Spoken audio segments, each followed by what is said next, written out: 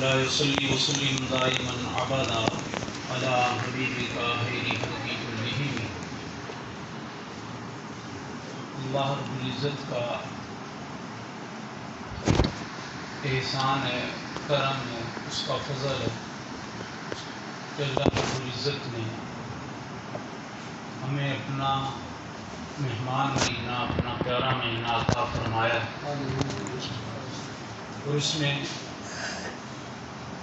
جنہوں نے بھی اللہ رب العزت کے حکم کو سرہم تسلیم کرتے ہوئے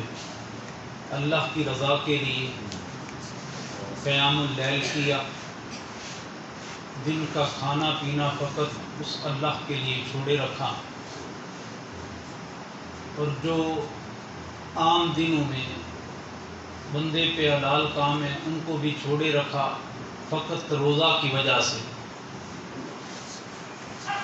تو اللہ رب العزت کیا ارشاد فرماتا ہے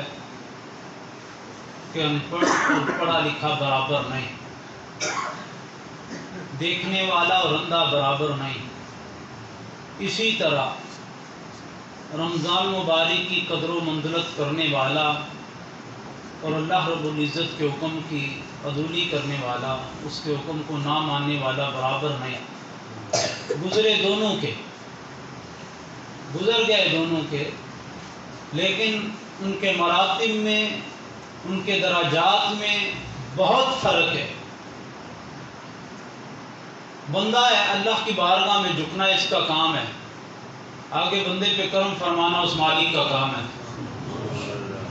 تو آتا جا اللہ کی بارگاہ میں آ کے جھکتا جا، اپنی پیشانی کو رکھتا جا، تو اللہ رب العزت سیدنا علی المرتضیٰ شیر خدا اخیر مصطفیٰ صلی اللہ علیہ وسلم فرماتے ہیں کہ جب بندہ سجدہ کرتا ہے تو سجدے کی حالت میں بندہ اپنے رب سے ملاقات کر رہا ہوتا ہے. تو ہم یہی سمجھیں کہ جب بھی مولے کائنات مولے مشکل کشا فرماتے ہیں میں اپنے رب سے ملنا چاہتا تھا تو میں نماز کی حالت میں آ جاتا تھا، اللہ کی بارگاہ میں کھڑا ہو جاتا تھا، تو میں یوں سمجھتا تھا کہ جیسے اپنے سامنے رب کی تجلیات کا نظارہ کر رہا. رمضان مبارک گزر گیا، لیکن آج اس کا آخری دن ہے اور جمعہ المبارک کا پیارا اور عظیم دن ہے، تو ہم اس کے لمحات کو ضائع کیے بغیر اللہ کی رحمتوں کو سمیٹنے کی کوشش کریں گے. پہلے میں اپنے درس سے مسلم شریف کی طرف بڑھوں گا. آج جب یکم رمضان مبارک تھی تو مسلم شریف کی پہلی حدیث سے ہم نے آغاز کیا تھا، اور پھر چلتے چلتے جیسے جیسے اعمال کا، معجزات مصطفیٰ کا، اختیارات مصطفیٰ کا، حقوق العباد کا، حقوق الوالدین کا، جہاں جہاں سے اللہ نے توفیق عطا فرمائی وہاں سے ہم نے حضور علیہ الصلوۃ والسلام کے فرمان مطہرہ کو پڑھنے کی، سننے کی اور اس پہ عمل کرنے کی کوشش کی. اور آج کی جو آخری حدیث پاک ہے یہ کتاب التفاسیر، اس کو روایت کرنے والے آخری حدیث پاک کو حضرت ابو ذر غفاری رضی اللہ تعالیٰ عنہ، اور انہیں سب سے پہلے جنہیں شیخ الاسلام کا لقب ملا ہے وہ سیدنا ابو ذر غفاری کی ذات ہے. اور مدینہ شریف میں جتنے محدثین تھے ان میں سے ایک میں شمار سیدنا ابو ذر غفاری رضی اللہ تعالیٰ عنہ کا ہوتا ہے. اور آپ زہد و تقوی سے بڑے ہوئے تھے، آپ صوفی تھے، عالم تھے، عامل تھے، اور اس قدر دنیا سے بے رغبتی تھی کہ جب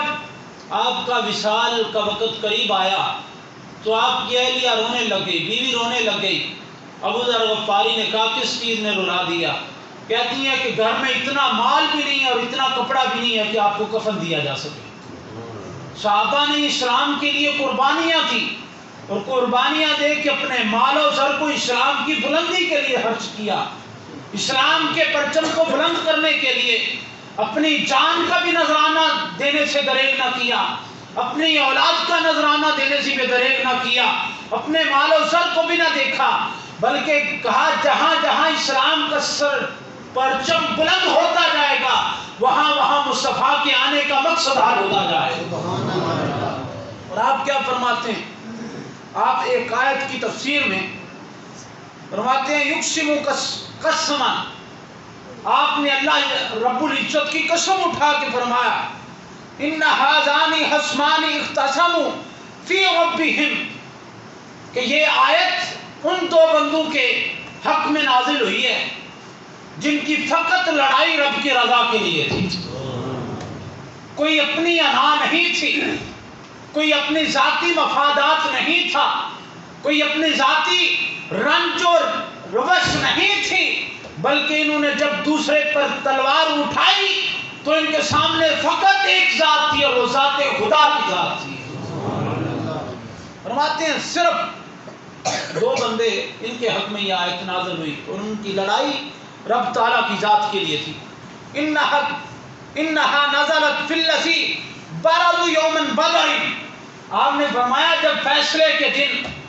دو فریق لڑائی میں آمنے سامنے ہوئے اور وہ بدر کا مقام تھا، ایک طرف سے سیدنا امیر حمزہ رضی اللہ تعالیٰ عنہ، سیدنا علی المرتضی رضی اللہ تعالیٰ عنہ، حضرت عبیدہ بن حارث رضی اللہ تعالیٰ عنہ تھے۔ یہ اسلام کی طرف سے پہلے 3 سپاہی تھے جنہوں نے ذات مصطفیٰ کے حکم پر اسلام کی پہلی جنگ میں رضائے الہی کے لیے اپنی تلوار کو نکالا، اور دوسری طرف کون تھے؟ امام الانبیاء فرماتے ہیں وعتبہ وشیبہ وابن ربیعہ والولید بن عتیبہ، آپ فرمائے ایک طرف عتبہ تھا، شیبہ تھا اور عتبہ کا بیٹا تھا، اور ادھر کون تھے؟ امیر حمزہ تھے، سیدنا علی مرتضیٰ تھے، حضرت عبیدہ بن حارث تھے۔ اللہ رب العزت نے اسلام کے تینوں سپاہیوں کو فتح عطا فرماتے ہوئے کفر کا منہ کالا کر دیا تھا، اور ان کی لڑائی کس لیے تھی؟ فقط رضا الہی کے لیے تھی۔ یہ امام مسلم علیہ رحمہ آخری حدیث پاک لائے، اور امام بخاری رحمۃ اللہ تعالی علیہ آپ حدیث پاک لائے اور روایت کرتے ہیں سیدنا ابی ہریرہ، وہ فرماتے ہیں حضور علیہ السلام نے فرمایا کلمتان حبیبتان للرحمن خفیفتان علی اللسان ثقیلتان علی المیزان، دو ایسے کلمے ہیں جو اللہ رب العزت کو بڑے پسند ہیں، بڑے حبیب ہیں، بڑے محبت والے ہیں، وہ زبان پہ آہستہ ہیں، زبان پہ ہلکے ہیں، زبان ان کو 1 منٹ میں ادا کر دیتی ہے، لیکن ثقیلتان علی المیزان، جب کل بروز محشر ہوگا تو ان کلمات کا ثواب دے کے وہ بندہ حیران ہو جائے گا، پریشان ہو جائے گا۔ میں تو ان 2 جملوں کو چھوٹا سمجھتا رہا، تھوڑا سمجھتا رہا، ہلکا سمجھتا رہا، لیکن آج یہ میزان پہ اپنا وزن بہت بھاری کر گئے۔ تو میرے مصطفیٰ کریم علیہ السلام نے فرمایا وہ 2 کلمے یہ ہیں سبحان اللہ و بحمدہ سبحان اللہ العظیم، فرمایا جو ان کا ذکر کرتا رہے گا، جو ان کو پڑھتا رہے گا، جو رب کی تسبیح بیان کرتا رہے گا، آج دنیا میں یہ ہلکا سمجھتا ہے لیکن بروز محشر یہ سب سے بھاری ہوں گے۔ اور آگے تیرے اور میرے پاک نبی علیہ السلام نے فرمایا اے صحابہ تجھے بتایا میں وہ ترازو کتنا؟ یا رسول اللہ بتائیں، فرمایا زمین سے لے کے آسمان تک اتنا وہ چوڑا ترازو ہے۔ یا رسول اللہ پھر ہمارے اعمال تو اتنے نہیں ہیں، کیسے بڑھے گا وہ؟ تیرے اور میرے پاک نبی علیہ السلام نے پھر اسی حدیث کے موافق یہ حدیث پاک آ جائے گی فقط رضا الہی کے لیے۔ میرے تیرے اور پاک نبی علیہ السلام نے فرمایا صحابہ اگر اس ترازو کو بھرنا چاہتے ہو تو بتاؤں؟ یا رسول اللہ بتائیں، فرمایا ایک کھجور جو ذات الہی کی رضا کے لیے، اس کی خوشنودی کے لیے، اس کو راضی کرنے کے لیے، اس کی رضا حاصل کرنے کے لیے جو تم اللہ کی راہ میں صدقہ کرتے ہو، اللہ اس پر اتنا ثواب عطا کرے گا کہ وہ ترازو کا پلڑا سارا اس ثواب سے بھر جائے گا۔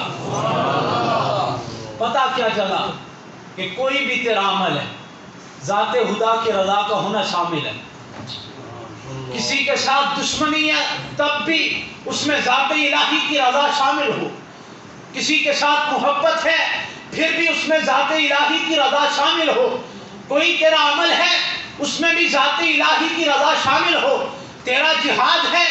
تب بھی ذات الہی کی رضا شامل ہو، صدقہ و خیرات ہے تب بھی ذات الہی کی رضا شامل ہو، حج و زکوٰۃ ہے تب بھی زکوٰۃ الہی تب بھی رضا الہی کی رضا شامل ہو، تیری نماز ہے، روزہ ہے، کوئی بھی عمل ہے جب تو اللہ کی رضا کے لیے کرتا جائے گا اللہ تجھے اجر کثیر عطا کرتا ہے۔ اور آج یہی پیغام ہے رمضان کا اور درس حدیث شریف کا کہ آئیں حضور علیہ الصلوۃ والسلام کے دامن سے وابستہ ہو جائیں۔ اپنی زندگی کو ہم نے جو نادانیوں میں گزارا، جو ہم نے سرکشی میں گزار دیا،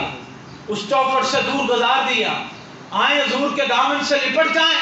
اور ایسے لپٹیں جس طرح علامہ اقبال رحمۃ اللہ تعالی علیہ فرماتے ہیں قوت عشق سے ہر پست کو بالا کر دے، دہر میں نام محمد سے اجالا کر دے۔ فرماتے ہیں اگر عشق میں اپنا مقام پیدا کرنا چاہتا ہے، اگر دنیا میں اپنا نام پیدا کرنا چاہتا ہے، اگر چاہتا ہے کہ تو مرے تیری قبر زندہ رہے، تو مر جائے لیکن لوگوں کے دلوں میں تیرا نام باقی رہے، تو پھر ذات مصطفیٰ کے ساتھ اپنے ناطے اور اپنے رشتے کو جوڑ لیں، اپنے دامن کو حضور علیہ الصلوۃ والسلام کے در پہ بچھا دیں، اپنی جولیوں کو حضور علیہ الصلوۃ والسلام کے در پہ بچھا دیں، اور جو بھی در مصطفیٰ پہ جاتا گیا میرے مصطفیٰ اس کا نام روشن کرتے گئے۔ آئیں اللہ رب العزت کے دین کے لیے اپنی تمام جو ہمارے اندر سکلز ہیں، ملکہ ہیں، ہمارے اندر جو اللہ نے ہمیں جو بھی مقام عطا کیا ہے، جس عہدے میں، جس کام میں، اس کو استعمال کرتے ہوئے ہم دین مصطفیٰ کی خدمت کریں۔ جب دین مصطفیٰ کریم علیہ الصلوۃ والسلام کی خدمت کریں گے تو پھر اس زمرے میں آئیں گے کنتم خیر امۃ، یہ ہے وہ بہترین امت، اور بہترین امت کا اعزاز ہونا اس لیے ہے کہ یہ بلا